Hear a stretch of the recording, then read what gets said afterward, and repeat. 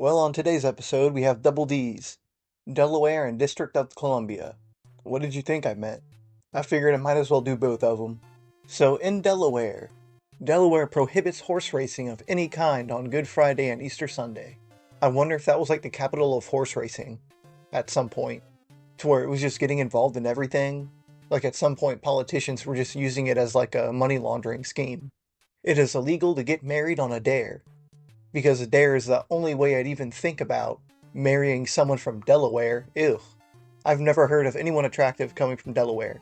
I mean, I haven't looked, nor do I want to. It's illegal to get married in Delaware on a dare.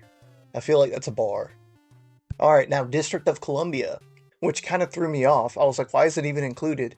But then I think it kind of does like the same thing as the Vatican, where it's like technically it's its own little thing, but it's still a part of the surrounding state or country.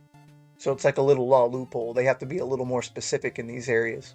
It is illegal to post a notice in public, which calls another person a coward for refusing to accept a challenge to a duel. Oh hell yeah, I bet Yu-Gi-Oh! Was prominent here. Once again, I feel like this was another law that had to be put in place because of one petty motherfucker. But in today's society, I don't think anyone really give a fuck.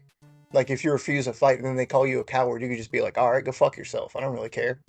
It is unlawful for small boys to throw stones at any time, at any place in the District of Columbia.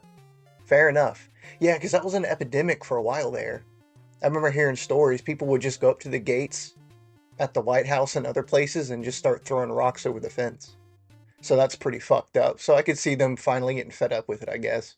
And last but not least, the US government says it's a crime to give false weather reports. You know, in general, I think that's fair.